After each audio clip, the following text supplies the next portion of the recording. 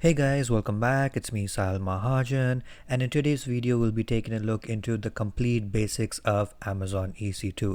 So, this video is pretty long, it's more than 1.5 hours. It covers all of the basics that you need to know related to Amazon EC2. Once you have this basic knowledge, that is, this fundamental knowledge, it will help you to learn advanced concepts related to Amazon EC2.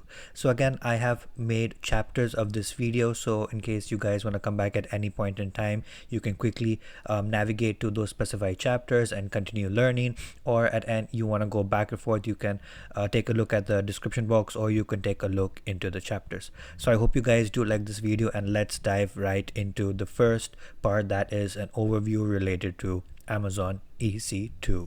So in today's video, we're going to have an overview related to the EC2 service that AWS provides us. So let's dive right into this video.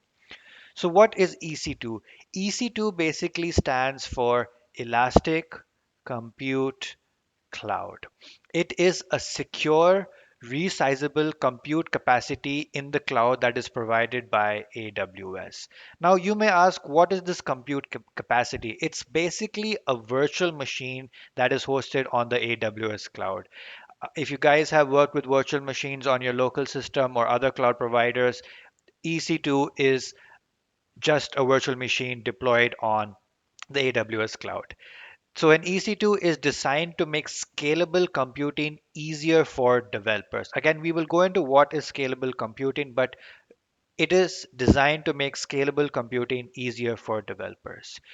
The capacity you want when you need it. So for example, what does this mean? If you require 10 virtual machines, you can have 10 virtual machines. You want 30 virtual machines, you can have 30 virtual machines. You want one EC2 instance, you can have one EC2 instance.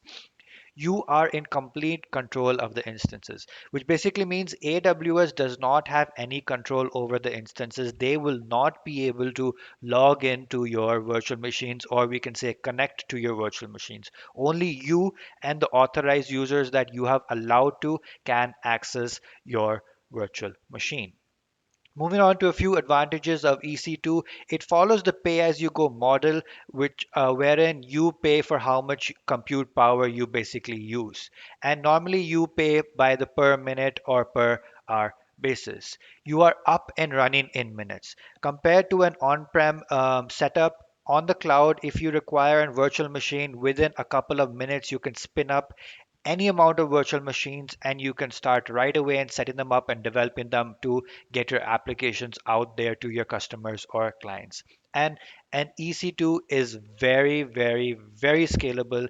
And the reason why I'm saying that it is scalable is because if you require 10 virtual machines, you can get 10 virtual machines. And the reason why you may require 10 virtual machines is because maybe you're having high loads on your servers and you need to scale up your compute power, or you would like to scale down your compute power, or you want to scale out or scale in. So this comes under the scalability topic, which we will cover in this EC2 series.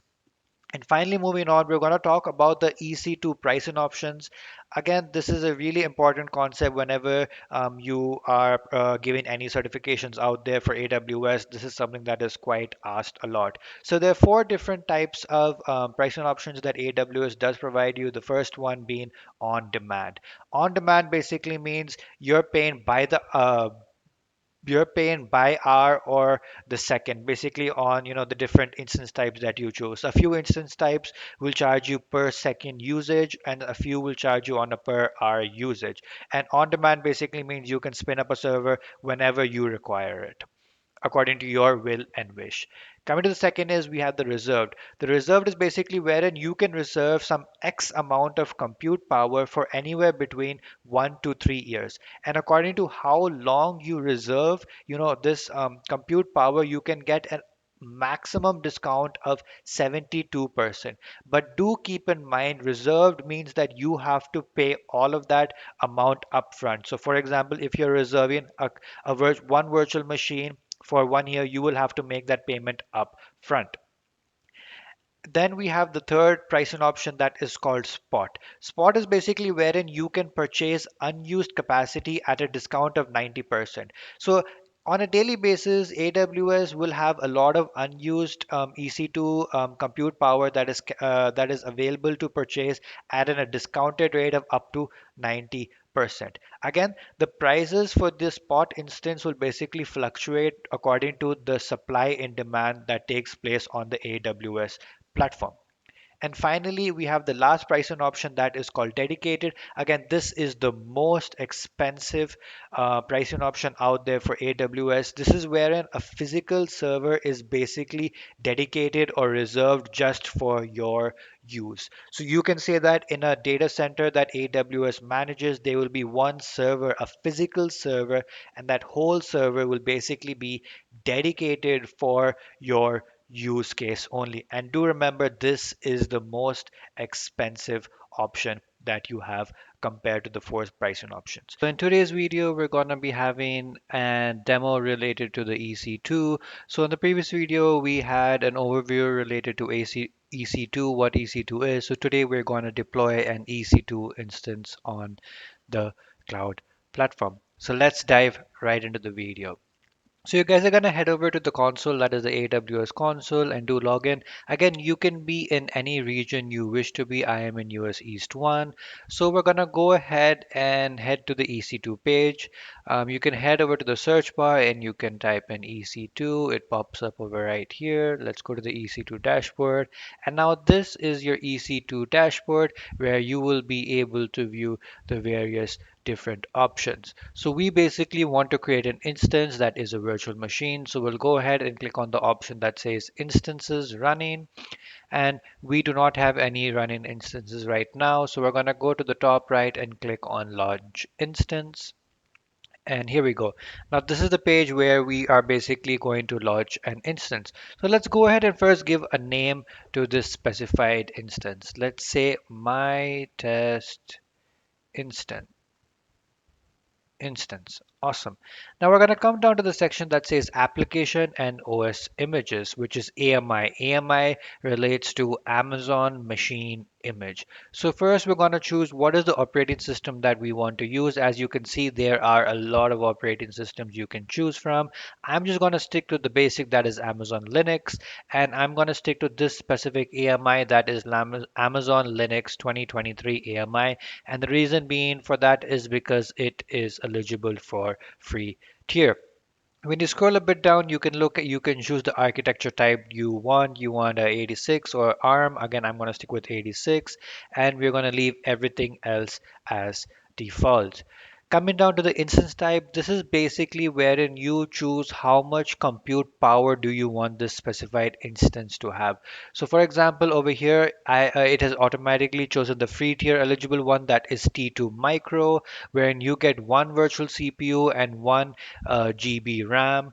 And you can also see your pricing according to the different operating systems that you have chosen. Now, for example, if you guys want something a bit more, for example, you need 2 GB RAM. So you can look over here, you have T2 small where you get one vCPU and you get 2 GB RAM.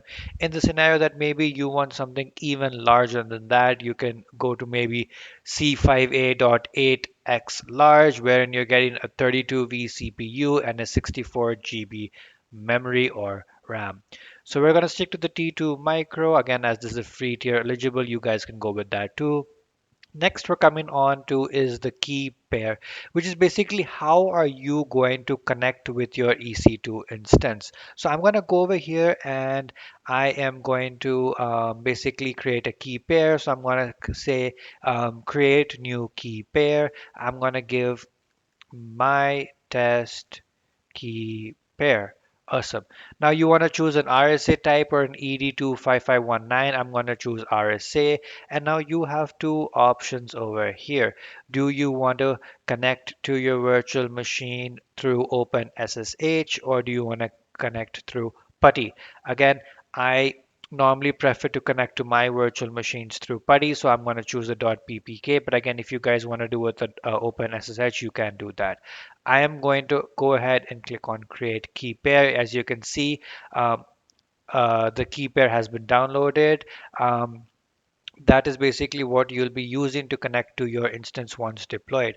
Now we're going to come over the network settings. In the network settings, we have the various options. It is basically going to create a VPC for you, which is basically a virtual private cloud, wherein you can say it's a firewall basically. So you have security groups, which is basically a virtual firewall wherein you have allow and deny permission set across. So we're going to say we want to create a security group and we want to allow SSH traffic because we would like to connect to our instance through SSH. And we are setting that to anywhere. That is, any specified IP address can connect to this instance. If you want to allow HTTPS traffic, you can set that up. Again, I'm not going to touch into that because we would only want to connect through SSH. And then we have our configure storage. This is basically a hard drive that is connected to your virtual machine. Again, I am going to stick to the default versions over here, but you can change these values according to your requirements.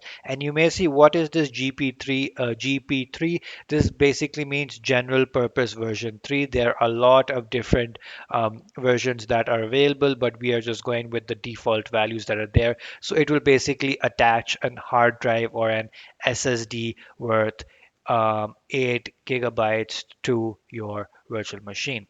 Coming down to advanced details, we will not be touching any of these advanced details for this video as we are just creating a very, very basic virtual machine. So on the right hand side, you can see that there's a section that says number of instances. For example, if you want to deploy 3 instances, you can just go ahead and change that to 3.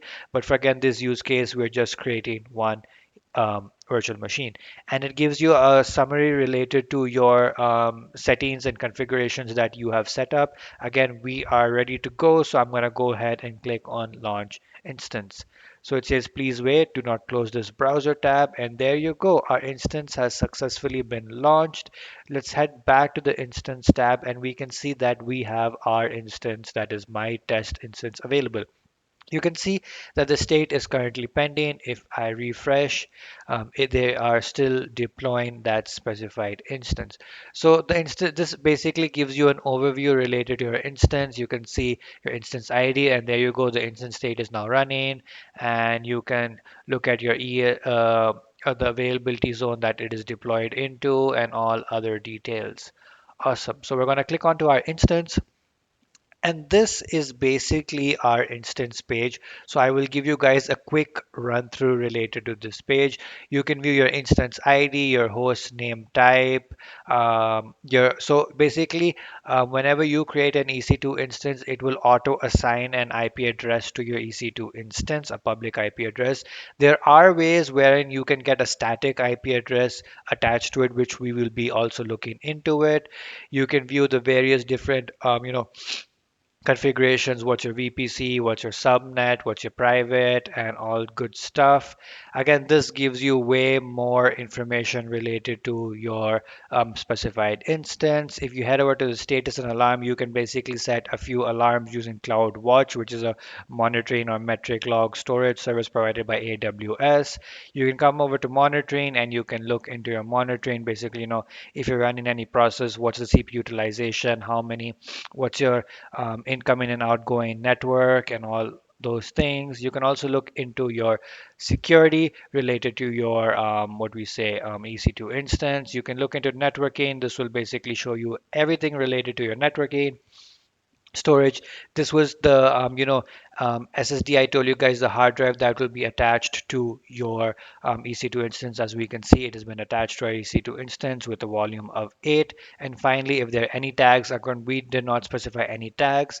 So this is basically how you guys can create an EC2 instance using the AWS console.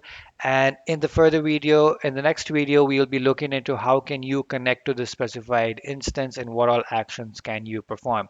So real quickly, I'm going to head back and I will go ahead and delete this specified instance. We can select the instance. So I'm going to real quick go ahead and select the specified instance and head over to instance state, and we're going to click on terminate instance. We would like to terminate this instance. Again, I would recommend you guys to always terminate your instances whenever you are done using, just to be safe and make sure that no additional costs come up to your AWS account. So in today's video, we're going to be talking about how can you connect to your EC2 instance. So in the previous video, we discussed how can you create an EC2 instance and what are the various different properties related to EC2. So if you guys didn't watch that video, please make sure that you do watch that before moving on to this video. So let's dive right into the video. So first, you're going to head to the EC2 dashboard that I have opened up right over here. I am going to be creating a new instance for this specified use case. So we're going to go ahead and click on launch instance. I'm just going to give a random name that says, test server. And then I am going to choose all of the default options. That is, my OS is going to be the Amazon Linux. I'm going to choose the 2023 AMI. Everything is going to be default, T2 micro. Um, now, I am going to create a new key pair. My key pair is going to be connection key pair. Key pair, awesome. I am going to choose a .ppk because I prefer to connect to my instances using putty. But again, in this video, I am going to show you guys how can you connect to the um, EC2 instance through the EC2 console.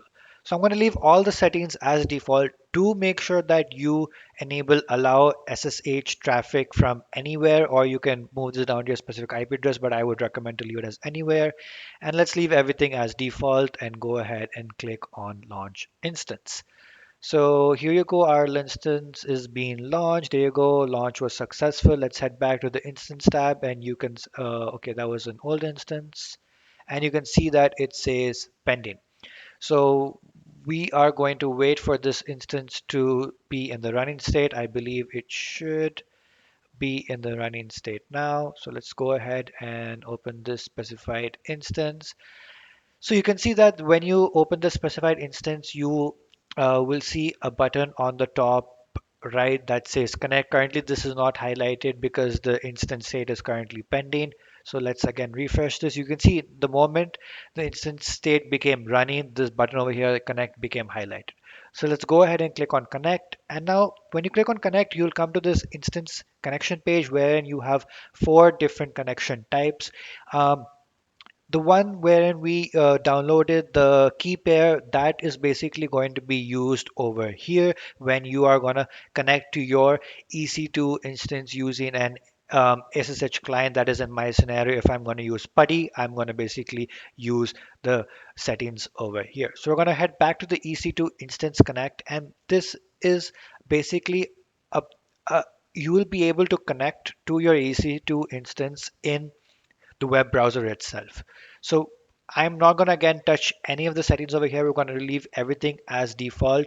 And in the most scenarios that your default username would always be EC2-user. So everything is going to be default, and let's go ahead and click on connect. This opens up a new EC2 instance connect page, and it is establishing connection with our EC2 instance. And here you go, guys. We are now inside our EC2 instance. I can go ahead and type in ls, and you can see that we don't have anything. So maybe let's go to the previous directory. Here you go. We can see now we are in the home directory. If I go and type in ls, you can see that we have a directory called EC2-user because that's the user directory that we currently logged into.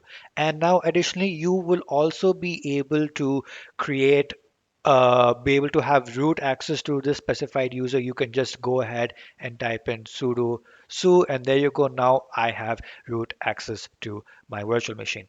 So this is how you are able to immediately connect to your EC2 instance using the instance connect functionality provided by AWS right in your browser. And now you guys can go ahead and do whatever you want to, maybe download Apache, create a database, or do whatever use case that you have. In the previous video, we saw how can you connect to your EC2 instance through the web browser, that is using EC2 Connect. So today we're going to be connecting to our EC2 instance using putty.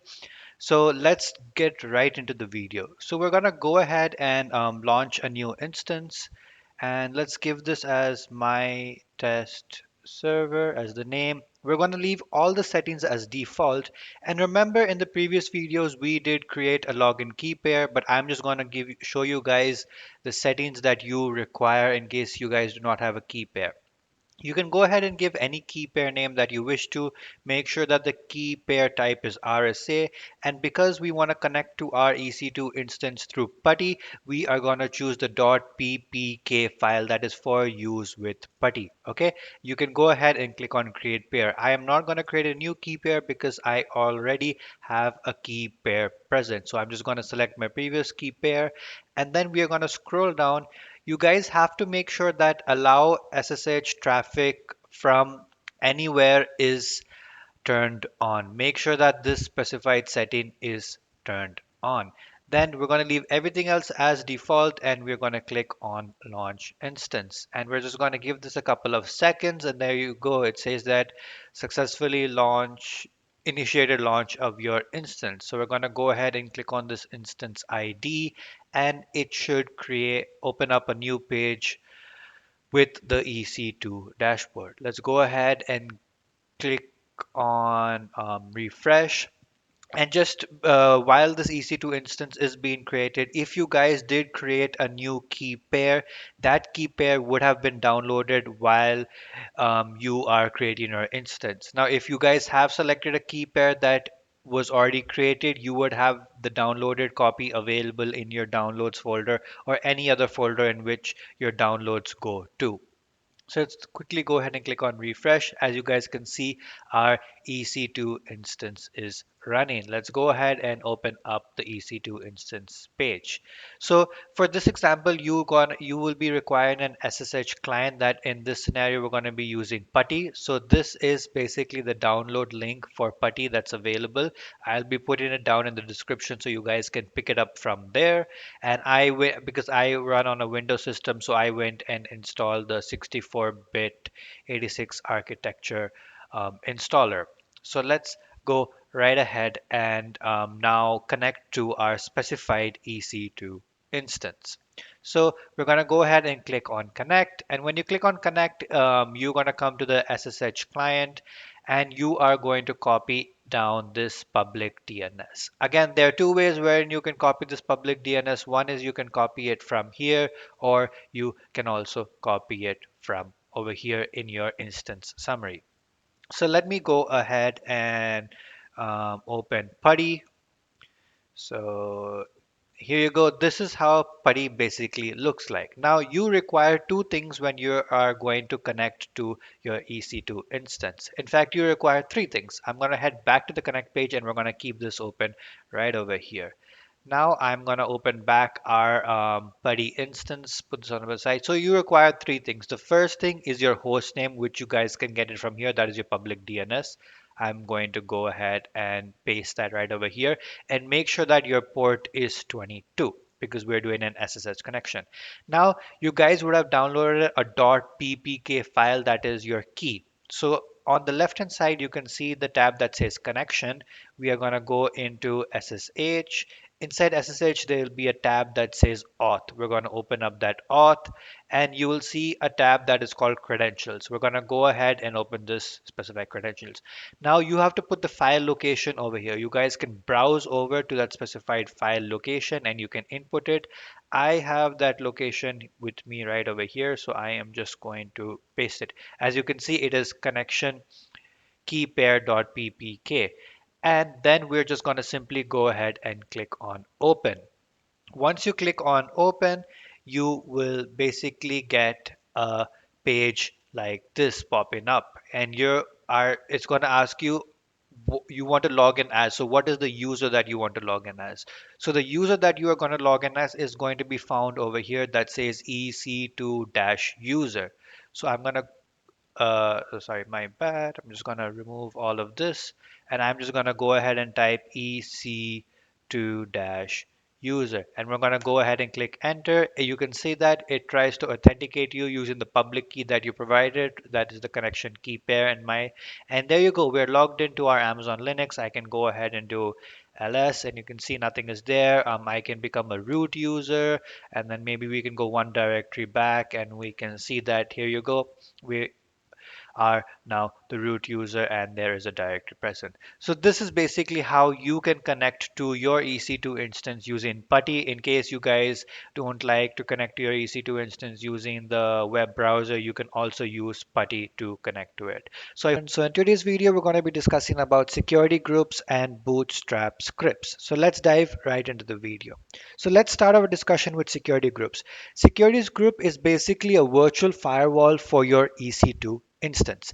By default, every single thing is blocked. That is, all of the ports are closed and all deny policies are set in place. Assuming that you want to let everything inside of your EC2 instance, you can set up this specific range, that is 0.0.0.0/0. And additionally, you need to open up the correct ports to communicate with your EC2 instance. Now let's take, for example, you want to connect to your EC2 instance using SSH. Now we do know that SSH is works on port 22. So basically we will create a security group and we will set in a rule in that security group saying that we want to allow access to port 22 because we want to we want to connect to our instance using SSH, and we want to allow it for the whole range, that is 0.0.0/0. So this basically means we are allowing anyone on the internet to connect to our virtual machine using port 22, that is SSH. So that's basically where security groups comes into place. Now for example, if you have set up a web server on your EC2 instance and you want to create HTTPS traffic, you want to allow anyone to access your website through HTTPS. A basic rule that you would set up is you would say an allow, and HTTPS runs on port 443, and you would again let everything inside, that is this specific range. So this again means I want to allow anyone on the internet to access or to connect or communicate with my EC2 instance on port 443, which relates to HTTPS. So let's move on to Bootstrap scripts. So Bootstrap script basically it's a script that runs when your instance first runs. It has root level permissions and it allows you to automate the installation of applications once the instance is created. So let's take you are creating an instance and you want to deploy an Apache server on that specified instance. Now, normally what you would do is you would create your instance and then you would SSH into your instance and then you would download the Apache packages and you would install it. Instead of going through that process, what you can do is you can create a Bootstrap script and put it into the configurations while you are creating your instance. So what AWS basically does is the moment that your instance is created, it will go ahead and run that specified script that you have when it says to install Apache and configure the required settings. So once you connect to the instance, you will already have Apache installed and ready to use. So this basically helps you to automate installations of applications once your instance is created. Now, because if you have 10 instances that you want to create, you cannot, I mean, you can, but it's not feasible enough to manually go into each and every single instance and manually install Apache instead of the same. You can just create a script and AWS will take care of that. So now let's head right over to the AWS console so I can show you guys security groups in action. Okay guys, now we're here on our EC2 dashboard, as you can see. So we're gonna go ahead on the tab that says security groups and click on that. As you can see, I have various different security groups set up already because of the amount of instances I did create. But anyways, let's go on to the top right and click on create security group. So for this specific use case, we're gonna say that we want to allow SSH access to our virtual machine. So I'm going to go ahead and give up a security group name saying SSH access. We're going to leave the description just like that. We're going to leave the VPC just like that. And we are going to set inbound rule. Now, the reason why we are setting an inbound rule is because we want people to be able to access our EC2 instance through SSH. So what we're going to do is we're going to we're going to choose this as SSH. Our type is SSH. Our protocol is going to be TCP. Our port range is 22. We do know that. Um, SSH works on port 22, and now we're going to go ahead and input our CIDR blocks.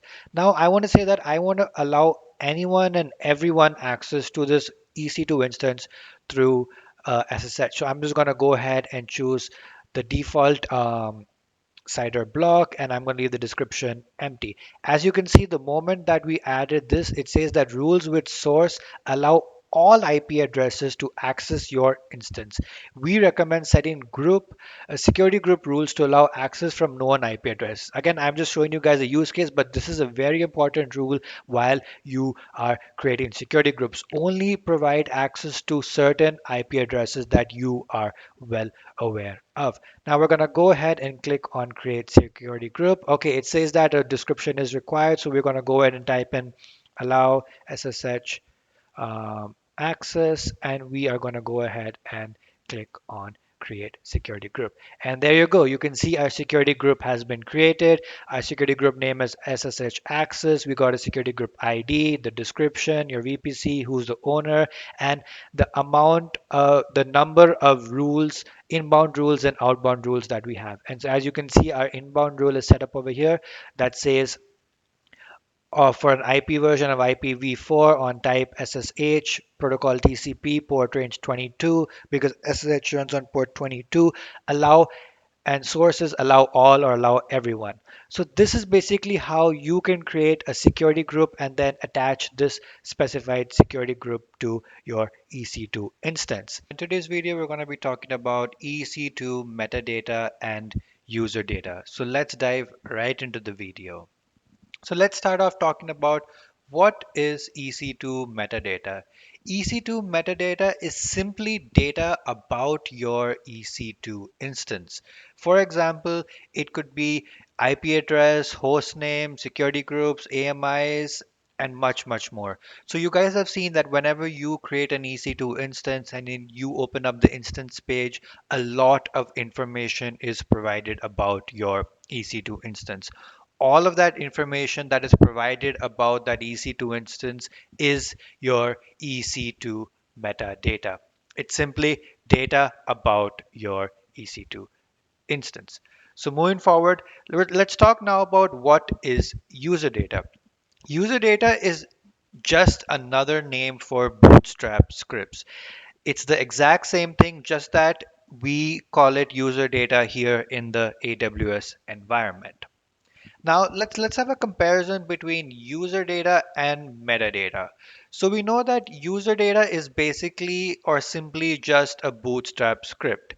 Metadata is data about your EC2 instance. So it could be like maybe IP addresses, your AMI IDs, and much, much more.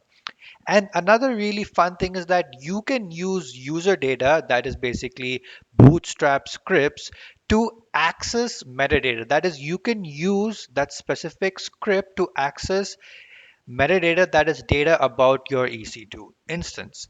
So now let's head over to the EC2 console and let me show you guys where can you find this user data or Bootstrap script option while you are creating an EC2 instance. Guys, here I am on the EC2 launch and instance page. When you open this launch and instance page, I'm sure you guys know about all of these settings over here because we have gone over these multiple times. But when you scroll all the way down, we have an option that says advanced details. Let's go ahead and click on advanced details, and we are going to scroll all the way down, and here is where you get the user data option that is optional.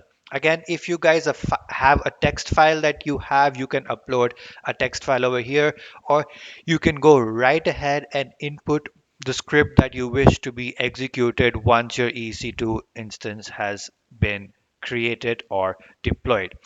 So I hope you guys did get a good idea about what EC2 metadata is, what is a user data, where can you find user data on the EC2 instance creation page. So in the next video, we'll be basically going over a use case related to this user data option. In this video, we're going to be having a demo related to user data. So what we're basically trying to achieve is we want to create an EC2 instance, and we want to provide a script to AWS saying that once the instance is created, I want you to install Apache server, configure the server, and start the specified service. So let's dive right into the video. So as you guys can see, I am over here in the EC2 dashboard. We are going to go ahead and click on launch instances. We would like to create a new instance.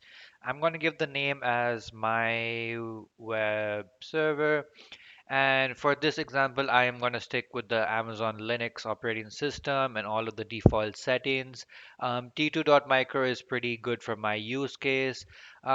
It asks a key pair login. I can go ahead and choose the one that I had previously created. And again, this security group setting is pretty important because we are deploying an Apache web server and we would like to access this specified web server from the internet. I am going to enable this option over here that says allow HTTP traffic from the internet. And I will also go ahead and allow the HTTPS traffic again because there is no SSL certificate deployed onto the specified server. It doesn't make much of a difference, but yep, we need to make sure that both of these options are enabled.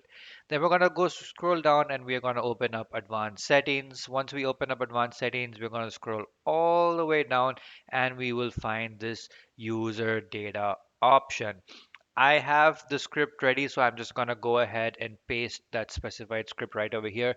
We're going to simply go over the script. So first, we're trying to update all the packages that are currently present on the Linux machine. We're installing HTTPD, that's the Apache web server. We are starting the specific Apache service.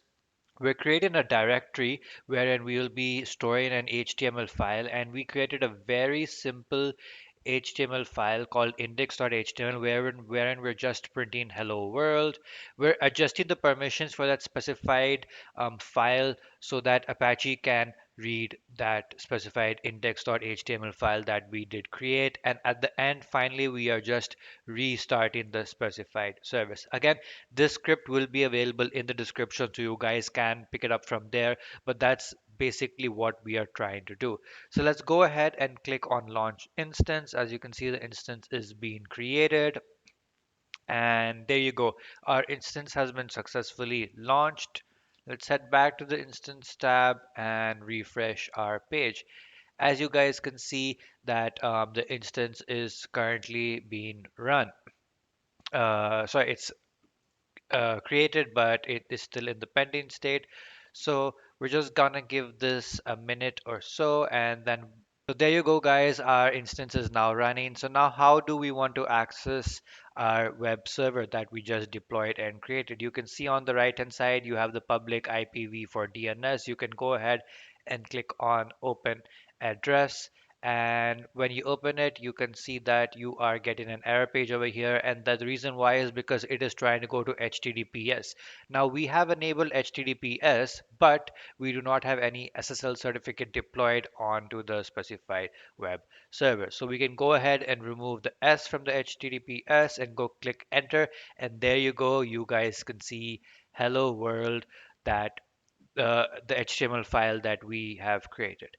So this is basically a small use case on wherein you can create how to use user data to create a web server or any other use cases that you guys have. Today's video, we're going to take a look into EC2 networking. So let's dive right into the video. So you have three different types of virtual networking cards that you can attach or use with your EC2 instance. The first is ENI, which stands for Elastic Network Interface, which is for basic and day-to-day networking. The second option that you have is EN, which is enhanced networking, and this uses single root input output virtualization that helps to provide high performance. And finally, you have is EFA, which stands for Elastic Fabric Adapter, which accelerates HPC, that is high performance computing and machine learning applications. So EFA is the most advanced and the high performance virtual networking card that is provided by AWS. So let's move on into discussing about each of these three network cards. The first we're going to talk about is Elastic Network Interface, which is also called ENI. So ENI is a pretty simple and basic virtual card which provides you the following features. You can have private IPv4 addresses, you can have public IPv4 addresses. This virtual networking card also supports IPv6 addresses. And you do get a MAC address, and you can have one or more security groups attached if you're using this specified virtual network card. And whenever you're creating a very basic or default EC2 instance, the Elastic Network Interface is used for this. Moving on, we'll talk about a few of the ENI use cases. You can use it to create a management network. You can use network and security appliances in your VPC. VPC stands for Virtual Private Cloud. You can also create dual homed instances with workloads in distinct subnets.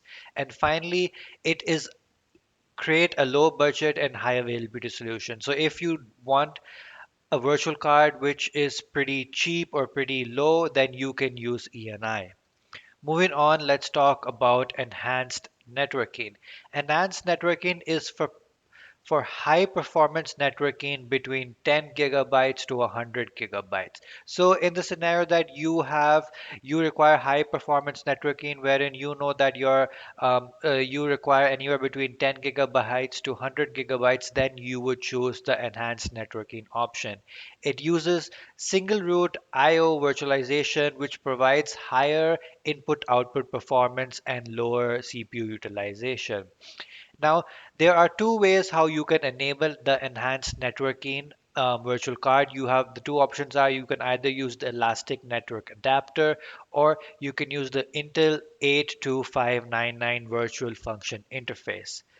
Again, this is just a small run through about the various different options that AWS does provide you. We will get into much more detail in our networking section. And finally, we have the last option that is the Elastic Fabric Adapter.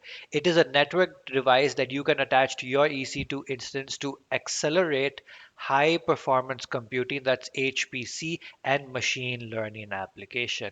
It provides lower and more consistent latency and higher throughput than the TCP transport traditionally used in cloud-based HPC systems. So this is the best performing network adapter or virtual um, networking card that you can attach to your EC2 instance. And normally people use this when they have HPC, that is high performance computing, or they have some machine learning applications. So that's a basic overview related to the three different types of virtual networking cards that AWS provides you that you can attach to your EC2 instance.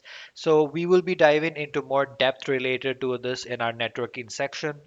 In today's video, we're going to be having a demonstration related to how can you attach an IAM role to your EC2 instance. So before diving into this video, guys, please make sure you do subscribe and like this video. You guys subscribing motivates me to create more awesome and amazing videos. So now let's dive right into the video. So as you guys can see, I am here in the AWS console. So what we're going to do is we're going to quickly go ahead and create an EC2 instance first. I'm going to go ahead and click on, launch instance. Um, let's take that this is my test IAM role instance, okay? Because we want to attach an IAM role to our EC2 instance. So we're going to create an EC2 instance first. I'm going to stick to everything is going to be default, Amazon Linux, your instance type that is T2 micro. Again, I'm going to choose a login pair that is connection key pair. I'm going to leave everything by default, but for the security groups, I will choose an existing security groups that is, let's take maybe launch wizard 1. Now we are going to come down. I'm going to leave my storage as default. I'm not going to touch anything from my advanced details. I am going to go ahead and click on launch instance. Now, as you can see, our instance is being launched. We can head back to the instance page and we can see that it is in the pending state. So while our instance gets launched, let's head back to the AWS console, the home page, and let's head over to IAM because we do need to create an IAM role. So we're going to head over to roles, and you can see we already have a few roles created, but let's go ahead to the top right and click on create role. Now, this is the most important part over here. When you are creating a role, we make sure that you enable AWS service because we this allows AWS services like EC2 and Lambda or others to perform actions in this specified account. We want the EC2 instance to be able to perform some actions in this specified account. Coming to our use cases, we are going to choose EC2 because EC2 is what we would like to do. And you can choose a use case for the specified service. You can see there are a lot of use cases, but we just want the very basic one, that is EC2.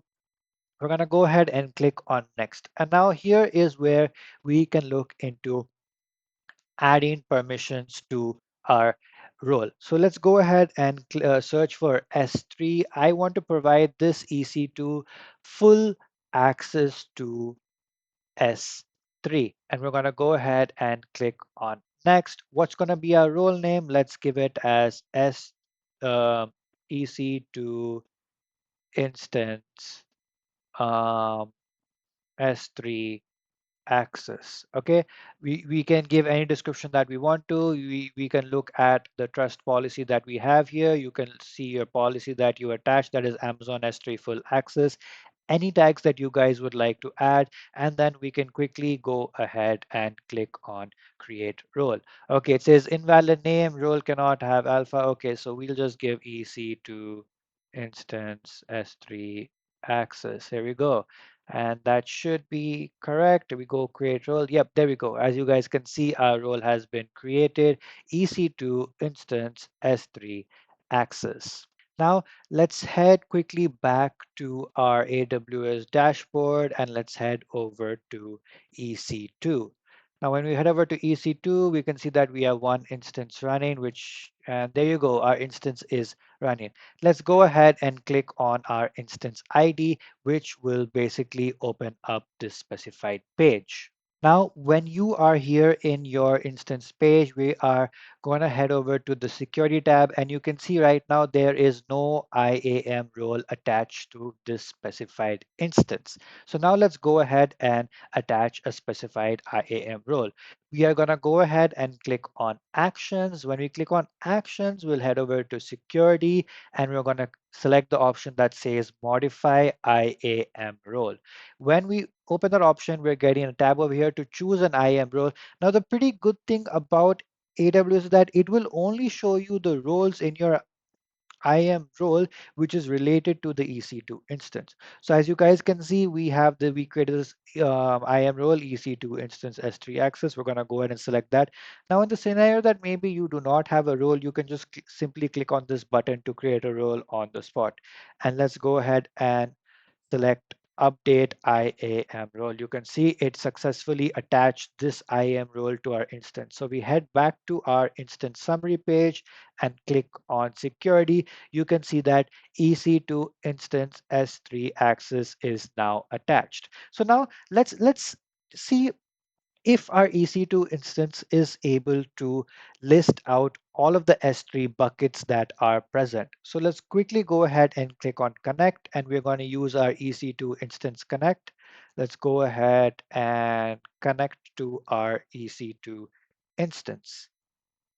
And here you go. You can see we are connected with our EC2 instance, and we click ls. We won't see anything.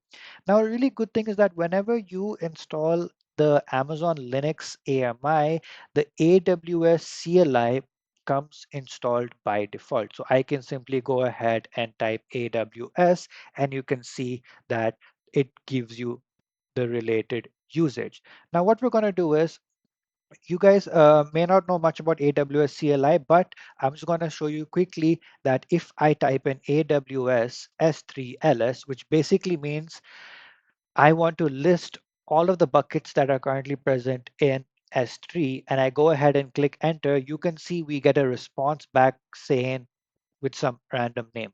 Now, what we're going to do is let's quickly go back to our AWS dashboard. Let's head over to S3 and you guys can see that we have one bucket over here that is T, R, Y, U, B, and C, which matches the name over here. So our instance is able to communicate with S3. Now what we're going to do is one really fun thing that we're going to do is let's really test if this works. Let's head back to our IAM page. We're going to head over to the roles. Now we created this specified role, right? And we attached this Amazon S3 full access. What if we remove this specified policy? Now you can see that this EC2 instance does not have any access. It's just a blank role that has been created. So let's quickly go back and let's type in um, AWS S3 LS and let's see what happens. As you guys can see, we get an error saying that an error occurred, access denied when calling the list bucket operation, access denied. As you guys saw, we removed the policy that gives our EC2 permission to access S3. So this is basically how, and if I just quickly go ahead and click on attach policy, let's go back to S3. Let's give it full access, add permissions. You can see we have added the successful permission. And now if we come over here and type in ls, we should be able to see, here you go. We're able to pull in that bucket from S3. So this is how you can create an IAM role and attach it to your specified instance and also verify whether the policies that are attached to that specified IAM role do work. So I hope you guys did. And in today's video, we're going to be having a discussion related to EC2 Spot instances. So before we dive into the video, please make sure to subscribe.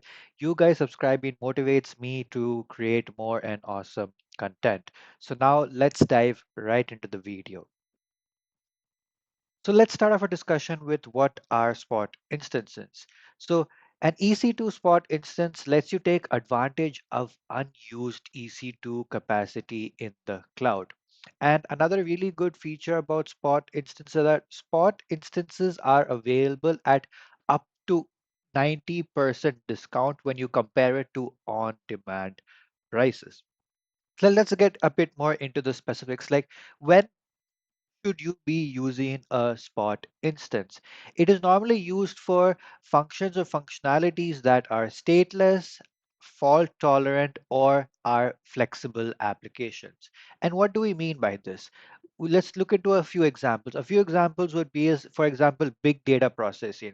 If you are doing any big data processing, wherein if the spot instance gets terminated, it does not impact, or some high performance computing or any related development workloads. Now let's look into spot prices. Again, this is a very important concept that you guys should know in the scenario that you are planning to create spot instances. So firstly, you must decide on your maximum spot price. What would your maximum spot price be? So let's take, for example, my maximum spot price is going to be $1. Now, coming to the second point, the instance will be provisioned as long as the spot price is below your maximum spot price. So, Amazon has their own spot price. For example, if the current spot price is $0.5, as you can see, your maximum is $1 and the current spot price is zero point 0.5, your spot instance will be provisioned. But in the scenario that the spot price goes up to, for example, it becomes $1.1, this is above your maximum spot price. So your instance will be terminated or will not be created. The hourly spot price varies depending on capacity and region. So there is no specific spot price from region to region. It is all unique according to a region and according to the amount of capacity, unused EC2 capacity that is available in that specific region. And a really, really, really important point, if your spot price, if the spot price goes above your maximum spot price, you have 2 minutes to choose whether to stop or terminate your instance. So the scenario that your max spot price is $1, and in the scenario that this AWS spot price becomes $1.1, you will be having 2 minutes to decide whether you want to stop your instance or you want to terminate your instance. Moving on, let's talk about spot blocks. Now, this is a pretty useful concept that we have out there. You can use spot blocks to stop your spot instances from being terminated even if the spot price goes over your maximum spot price. So previously we saw that if your spot price go if the current spot price goes above your maximum spot price, you have 2 minutes to decide what to do. But if you are using spot blocks, you can prevent your instances from being terminated if the current spot price goes above your maximum spot price. You can set spot blocks for between 1 to 6 hours currently. So as of the current implementation that AWS has, you can set spot blocks. So in the scenario that your spot price, your maximum spot price is $1 and the current spot price is $1.5, which is above your maximum spot price, you can set a spot block between 1 to 6 hours. So within that 1 to 6 hours, if the price is still above your maximum, your instance will not be terminated. Moving on, and finally, let's discuss what are spot instances not good for? Spot instances are not good for persistent workloads, they are not good for critical jobs, and they are not good as databases.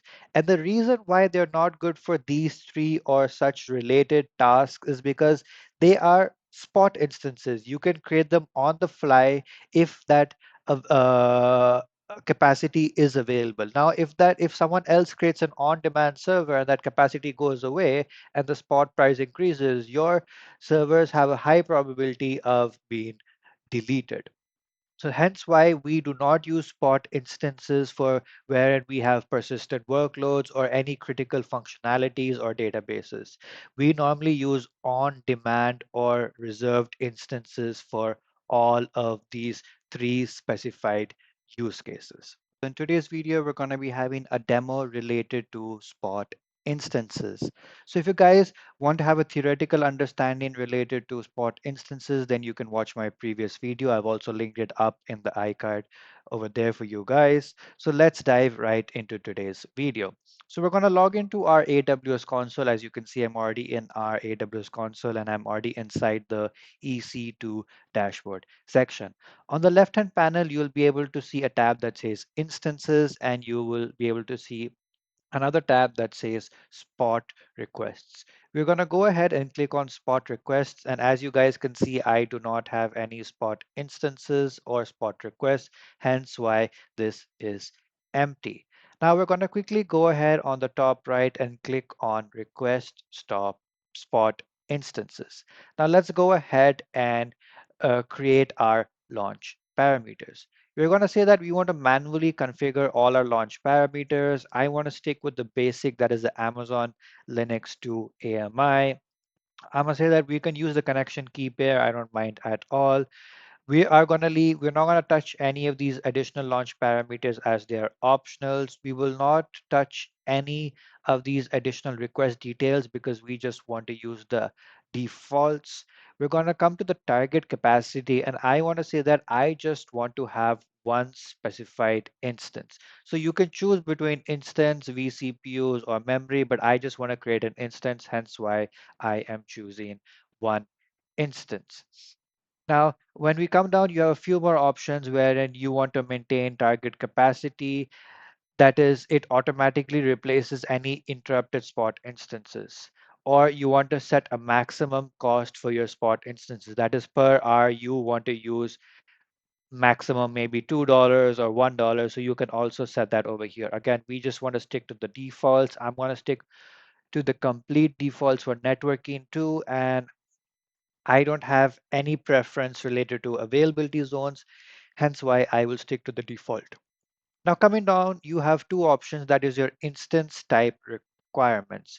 You can either specify your instance type that you want, maybe two vCPUs or 2 GB RAM or whatever you guys want, or you can manually select the instance types. As you can guys see over here, these are the various different type of instance types that are available to you guys. You can see what's the vCPU, what's the memory, and you can also view the specified spot price. And for example, if I choose maybe M5A, you can see it will cost me $1, $1.102, and I am getting a saving of almost 60%. Coming down, you have your allocation strategy wherein you have two options. In fact, you have more options, but we're going to stick to the most recommended option, that is price capacity optimized. That is, request the lowest price spot instances from your most available pool. And finally, when you come down, you will be able to view your final settings. That my total target is I want to have one instance. I have custom requirements, that is I want two CPU and 3 GB minimum in six availability zones. Then it shows your fleet strength, that is strong. There are 54 matching instance pools, that is there are 54 pools available wherein I can have this configuration of available. And finally, it tells you your estimated cost per hour, assuming you are using your target capacity, that is the complete one instance. And it also shows you guys the savings that you are getting compared to on demand, that is 61% of savings. So you guys can go ahead, and I'm not going to go ahead and click on launch, but this is basically how you can request for a spot instance. And so in today's video, we're going to be having a discussion and a demo related to how can you deploy the various different types of EC2 instances, that is on-demand, spot instances, reserve instances, and dedicated hosts. So before diving into this demo, if you guys do like my content, please make sure to subscribe. You guys subscribing motivates me to create more and awesome content. So now let's dive right into the video. So as you guys can see, I am in the EC2 console. This is the EC2 dashboard. So there are many different instance types that we can deploy, as we discussed. That is, you have on demand, you have spot instances, you have reserved instances, you have dedicated hosts. So we're going to be looking into each one of them. Now, if you guys want to deploy a very basic, that is an on-demand instances, you can straight away from your EC2 dashboard, you can click on launch instance. Once you click on launch instance, you will be opened up with an launch an instance page or configuration page. This is related to your on-demand instances. Now, if you guys want to know how to create an on-demand instance, I have linked the video up in the iBox. You guys can go and view that video out. It will give you the step-by-step instruction on how to create an on-demand instance. So let's go back to our EC2 dashboard now. We saw how can we create an on-demand instance. Now let's look at how can we create a spot instance. So on the left-hand side panel, you can see that we are having multiple tabs, and one of the tab interests us, that is spot requests. Let's go over to spot requests. Here is where you can create spot instances. You simply go ahead and click on request spot instance, and you fill all of the related details out. Now, if you guys want to know how to create a spot instance and what are the various different fields that you need to fill out while you're creating a spot instance, I have linked that video up in the iBox so you guys can go and check it out. Now, coming on to the other type, we're going to come back to our EC2 dashboard and we're going to move on to reserved instances. As you can see on the left-hand panel, reserved instances. We're going to go ahead and click on reserved instances and let's click on purchase reserved instances. Now, when you click on that, you get a pop-up saying to choose various different options. So you can choose your platform. Do you want a Linux, Unix, you want Windows, or what do you want? Let's take for this use case, I'm going to stick with Linux. What is your tenancy? You want a default or you want dedicated? I want default. Do you want any offering class? Like, do you want to go with a convertible class or you want to go with the standard class? I'm fine with anything for this specified use case. And finally, what do you want your instance type to be? Again, this instance type relates to what's the compute power that you require. That's the number of cores and the number of GB of RAM that you require for your instance. I'm going to go with the default, that is the T3 micro.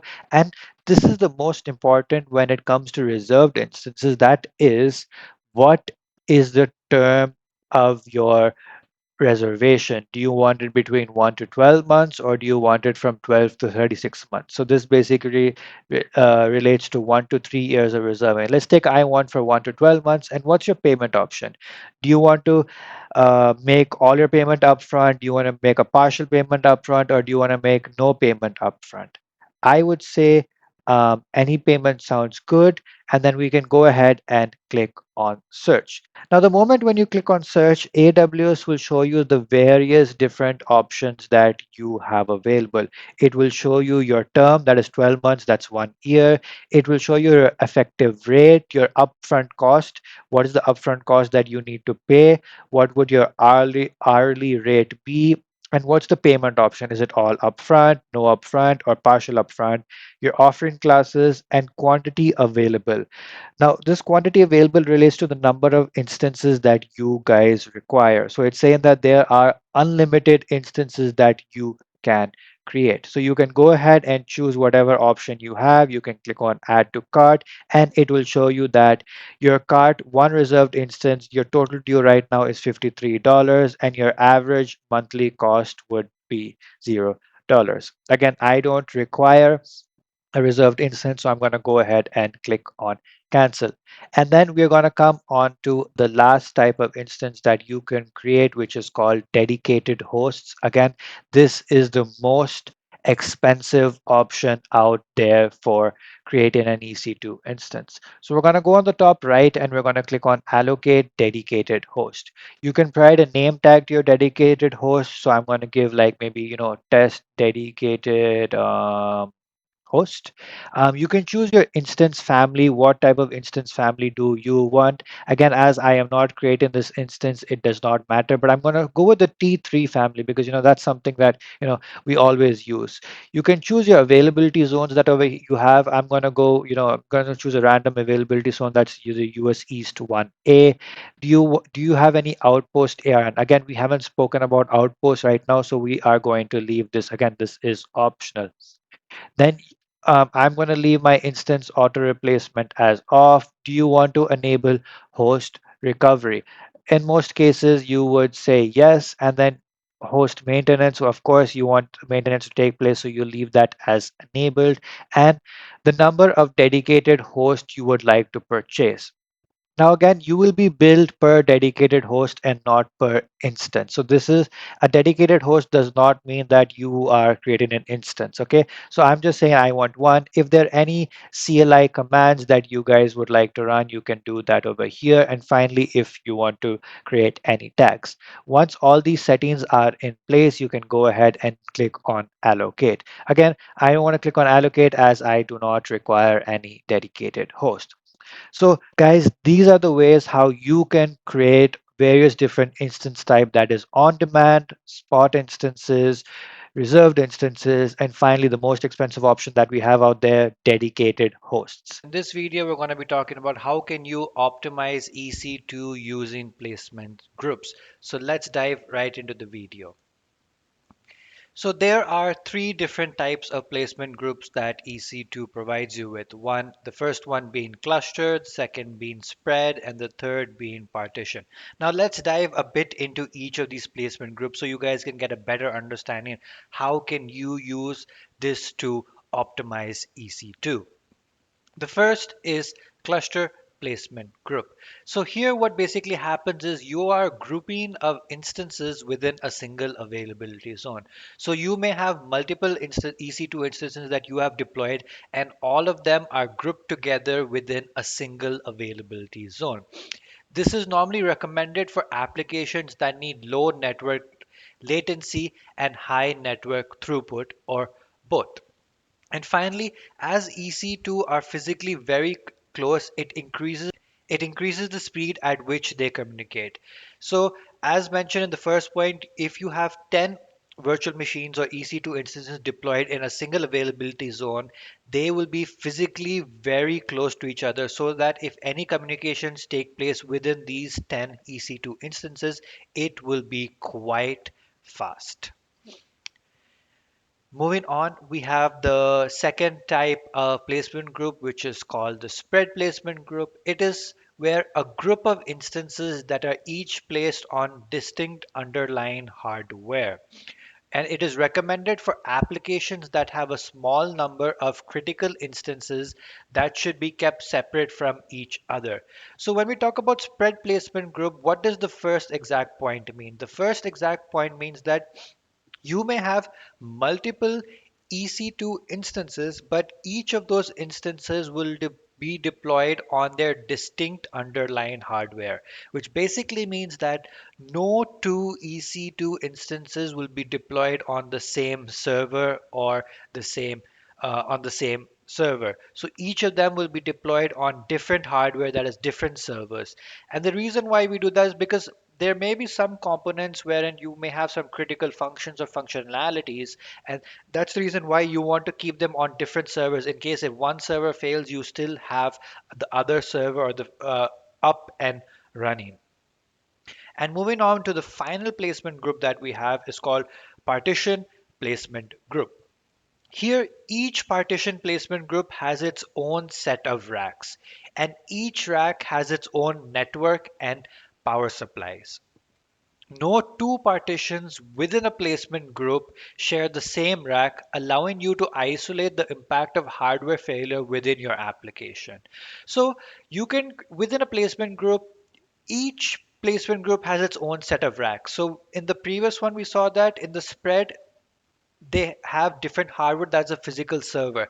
Now a rack consists of multiple servers. So each partition placement group has its own set of racks, and each rack that is present within the partition group will have its own network and power supply. So if I have 10 server racks within a placement group, each of those racks will have their own power supply, have their own networking.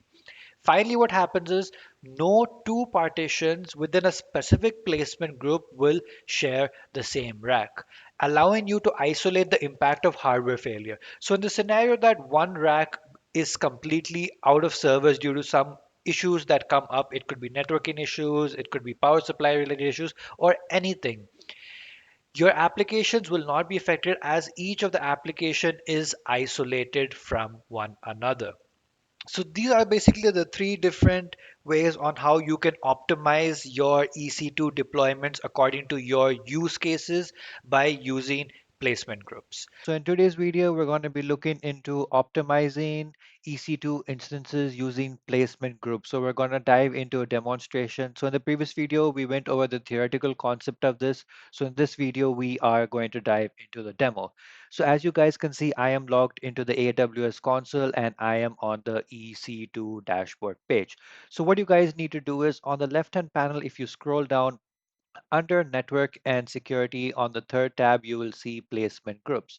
Let's go ahead and select placement groups. As you can see, I do not have any placement groups created for this specific region, hence why it is empty. We're going to go to the top right and click on Create Placement Group. We're going to provide a name of our placement group. Let's take, Test Placement Group. Awesome. And now we're going to choose our strategy. So as you guys know, there are three strategies that we can choose. We can choose a cluster, we can choose spread, or we can choose partition.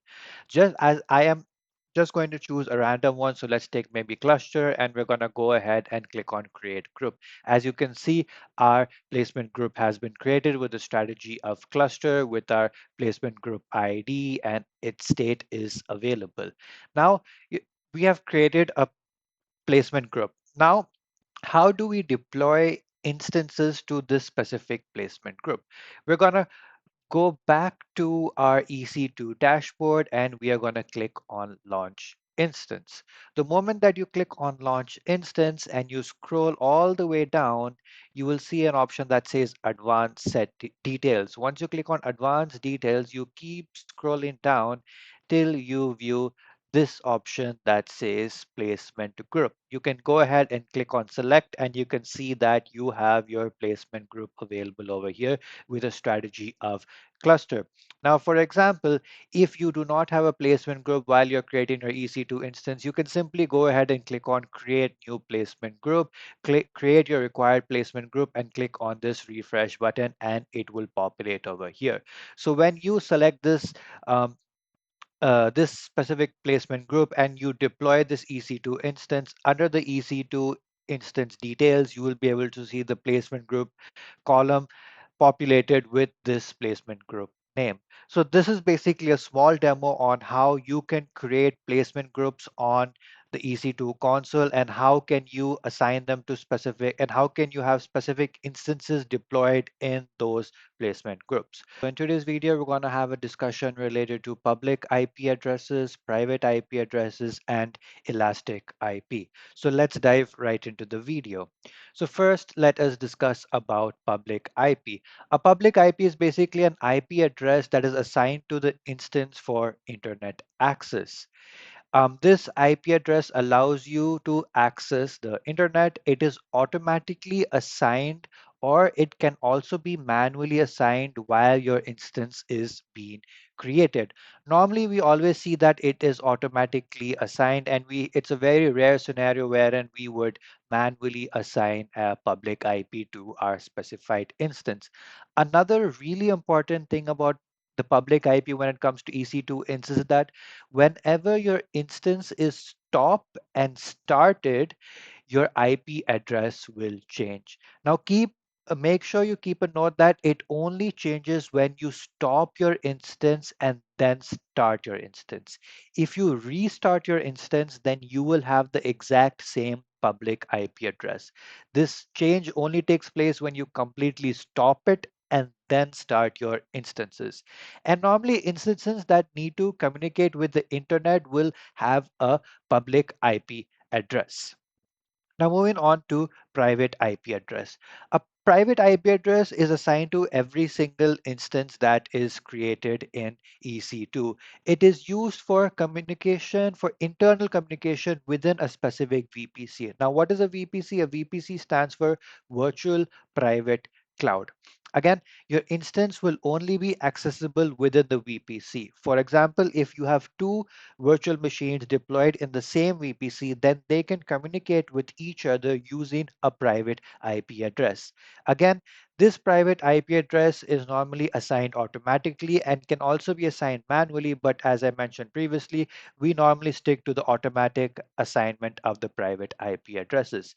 And your private IP always remains the same unless you explicitly change the private IP, which means that if you restart your instance or if you stop your instance and then start your instance, your private IP will remain the same. And normally for private IP addresses, as mentioned before, it is used for internal communications within the VPC. So if you have two virtual machines or two EC2 instances deployed within the same VPC, they can communicate with each other using the specified private IP address. Now moving on, we're going to look into Elastic IP. Now what is Elastic IP? Elastic IP is basically a service or a feature provided by AWS wherein you can get a static public IP address reserved for your EC2 instance. And then you can basically associate that static IP address or elastic IP with your instance. This allows your instance to be accessible from the internet. It is manually allocated. Now remember, in the previous two, that is public and private, we had both automatic allocation and also manual allocation. But when it comes to elastic IP, it can only be manually allocated. Now, it remains associated with your AWS account until you manually release that elastic IP. Now, what do we mean by this is that if you reserve a static IP address, but you are not using that specified elastic IP address, it will still sit within your AWS account and you will be charged for it until you manually don't go into the AWS console and release that specific IP address. And this is normally used for instances that need a static public IP addresses. So that's where we use elastic IP. So in this video, we did discuss about what are public IP addresses, what are private IP addresses, and what are elastic IP addresses. And so in today's video, we're going to go into a demo related to public IP, private IP, and elastic IP.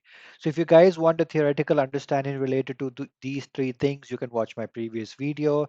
And if you guys have watched my previous video, let's dive right into this demo. So as you guys can see, I am on the EC2 dashboard page. We are going to go ahead and launch a new instance. So we're going to go ahead and click on launch instance, and we can give any name, to be honest, maybe test server. We don't care much about, our application OS or anything. We can go all the way down and we can just click on launch instance. And we are just going to proceed without a key pair because again, I'm just showing you guys the IP addresses and we do not need to connect to this specified instance. As you can see, it's a success. Let's head back to the instance page and let us quickly refresh. As you can see, an public IP has already been assigned to this instance. So let's go ahead and open up this instance summary page. And as you can see, a public IP address has been assigned to this instance that is 3.18.231.50, and you have another private IPv4 that is assigned to your specified instance. So now if you want to access your instance from the internet then your public IP address is used. And if you want to communicate with your instance within the VPC, that is internal communication, a private IPv4 address will be used. Now, AWS also does support IPv6, but currently we will be sticking to IPv4. Now, we talked in our previous video wherein if you stop your instance and then if you basically restart or boot up your instance, your public IP address will change. So let's take this right into action. Okay, we can see it's 3.18.23.50. Let's go ahead and stop our specified instance. And we click on stop instance. You can see our instance has been stopped. And when we come back and, oh, it's still stopping our instance, we'll just refresh it a couple of times to verify that the instance has been stopped. And you guys can see that our instance has been stopped. And once the instance was stopped, our public IPv4 address vanished. Let's go ahead and click on start instance. And let's again refresh and let us give this a couple of seconds. As you can see, the instance state is pending and it is basically auto assigning and public IP address as we speak. Let's go ahead and refresh the page once again. And as you guys can see, our instance state is running, and you can see this time a new IP address has been assigned to our public IPv4 address. So there you go. That's a live example showing that when you stop your instance and you guys restart your instance, your public IPv4 address will change. But so now let's talk about elastic IP addresses. So let's come on to the left-hand side panel, and under network and security, you will see the second option that says elastic IP. Let's go ahead and click on that, and you can see this elastic IP dashboard opens. Let's go ahead and click on allocate elastic IP.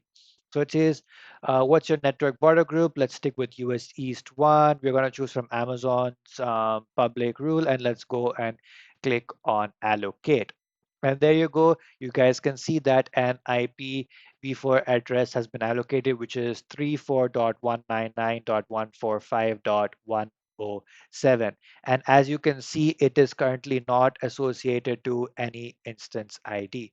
Let's go ahead and open up this specified um, IP address. You can view the various different details related to the specified IP address, like from which pool is it, what's the IPv address, what's the border group, and much, much more. Let's go on to the top right and click on associate elastic IP address. And when we come over here, it gives us a couple of options. Our resource type is instance because we want to attach this to an EC2 instance. We can go ahead and choose. Now you can see it gives you the option right away saying that you have an instance called test server that is running. Let's go ahead and click on that and let's click on associate. And there you go. Our IP address has been associated successfully, and you can see that the associated IP instance ID has now been allocated. Let's head back to the instances tab and let's open up this specified instance. And as you guys can now see, our elastic IP address section is now populated to 34.199.145.107, which is a public IP address.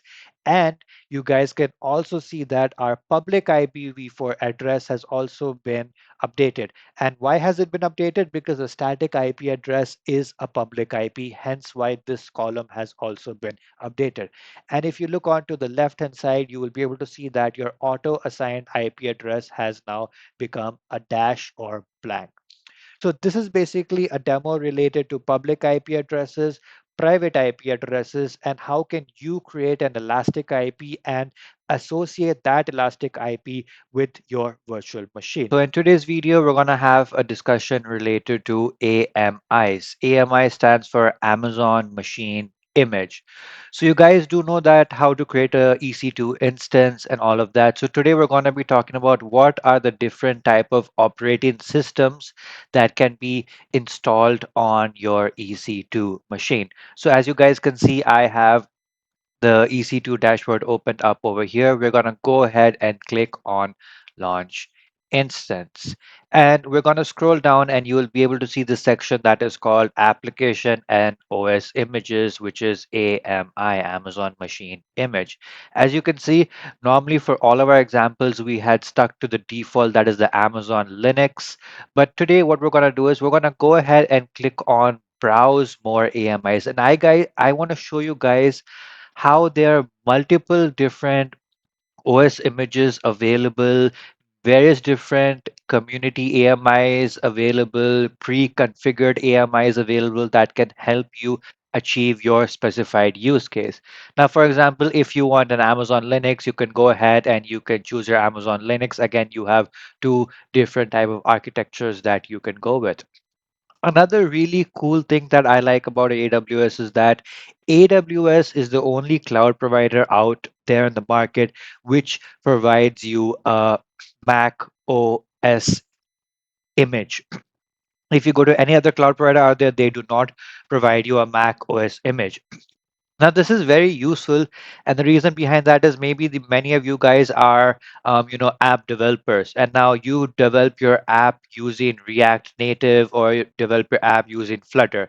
Now, these two are cross-platform applications. That is, you one code base for both iOS and Android. Now, of course, on your Windows system, you guys are able to, create your application. But if you want to create an iOS application, you need Mac OS. So you can quickly go ahead and spin up an EC2 instance with your specified Mac OS version, and you can build and deploy your iOS application. Again, you have other things like RHEL, that's Red Hat Enterprise Linux 9, and Ubuntu, a Windows Server if you need that, and much, much more. So these are basically some quick start AMIs. They're the most commonly used AMIs on the AWS platform. Coming on to the My AMI section, as you guys can see, this is currently empty. This is the place where you can create your custom AMIs, and they will be available over here when they are created. So if, for example, you need to deploy an EC2 instance with your custom AMI, you can quickly head over here and you can get that deployed. Moving on to the third tab, that is AWS Marketplace. marketplace AMIs. This basically has, as you can see, 10,000 plus pre-configured AMIs or OS images for various different use cases out there. The most common use case that we have is Open VPN Access Server. I Wherein you want to set up your own VPN server in the cloud. People use OpenVPN. So if you go ahead and directly click on select, you will be able to host your own VPN server on the AWS that is pre-configured with all the related operating systems, softwares, installations, configurations, and everything related to OpenVPN. So as you guys can see, there are tons and tons and tons. As you can see, there's Splunk 2, you have Fortinet 2, you have Cisco, and you have so much more that you guys can get pre-configured. And finally, you have your community AMIs. This basically is, it can be published by anyone out there in the market. So these are basically the four different tabs that you have related to AMIs: Quick Start AMIs, My AMIs, AWS Marketplace AMIs, and finally Community AMIs. So I hope you guys did like this video and you got a good understanding related to AMIs. How can you choose or select different AMIs according to your use case, and how the AWS Marketplace already has a lot of pre-configured AMIs for over 10,000 plus use cases. And in today's video, we're going to be having a discussion related to EC2 hibernation. We'll go over the theoretical concept of EC2 hibernation, followed with a demo. So let's dive right into the video. So let's talk about what is EC2 hibernation. Basically, whenever you select the option that says you want to hibernate your EC2 instance, AWS tells the operating system to suspend to disk.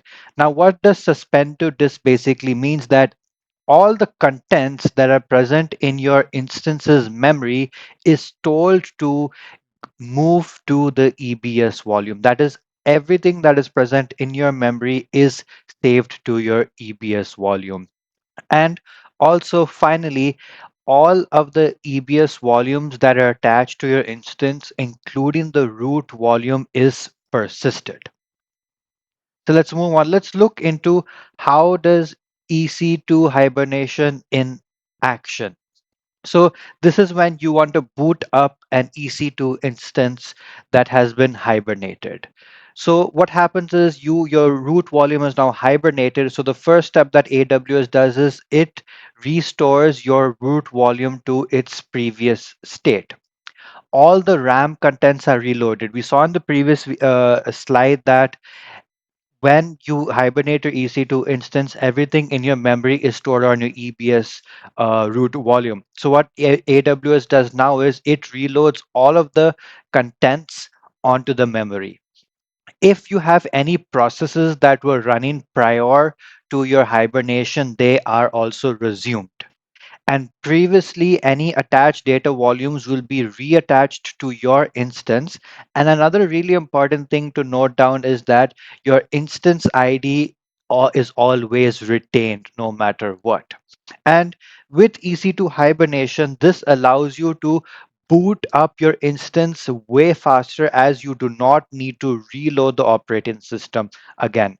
Because the operating system is installed, all the memory contents are saved on your EBS root volume, hence why you're able to boot up your instance way much quicker. And let's just talk a bit more about EC2 hibernation. There are a few things that you guys need to make sure are available. That your instance RAM must be less than 150 GB. So if you deployed an EC2 instance which is above 150 GB, you will not be able to hibernate that specified instance. And EC2 hibernation is available for Windows-based instances, Amazon Linux-based instances, Ubuntu-based instances, and much more. A very, very important point is that you cannot hibernate an instance for more than 60 days. and it is only available for on-demand instances and reserved instances. So this is a basic theoretical concept related to EC2 hibernation.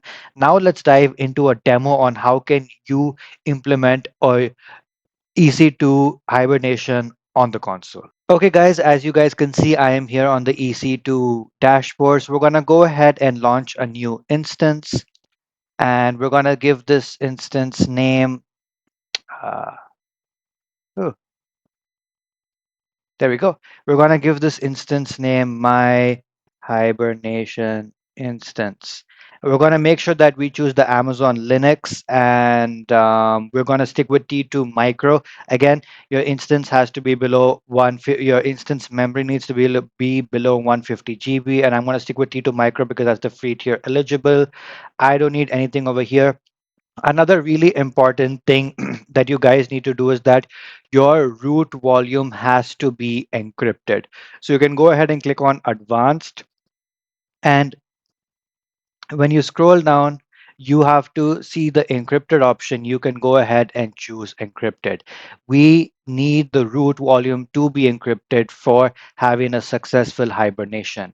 And then finally, the most important part is we're going to go to advanced details, and we're going to scroll down. You will see an option that says shutdown behavior. Make sure that it is at stop and not terminate. And then in your stop hibernate behavior, we're going to go ahead and say, I would like to enable hibernation. Now let's go ahead and click on launch instance. We do not need a key pair because we would not like to SSH into this specified EC2 instance. So I'm going to go ahead and click on launch instance. As you can see, our instance has been launched. It is successfully launched. Let's go ahead to our instances page. And we can see over here that our instance is currently in the pending state. So I'm going to go ahead and click on refresh, and I will pause the video and we'll be back once this instance is up and running. Okay guys, as you guys can see that the instance state is now running, and also the 2 out of 2 status checks have passed. So we're going to go ahead and select the specified instance. We're going to come to the top right and select instance state, and you will see an option over here that says hibernate instance. We're going to go ahead and select this option. It's going to ask you, do you want to hibernate this instance? And yes, I would like to hibernate this instance. And there you go. Your hibernation was successful. Let's go ahead quickly and click on a refresh. You can see that the instance state is now in the stopping state. So we're going to go ahead and click refresh again, and in some time your state would change to hibernate. So I hope you guys did like this video. If you did, please make sure to leave a like, do subscribe, and do comment if there are any other topics out there that you guys would like me to cover. I hope you guys have a great day ahead. See ya. Take care. Bye bye.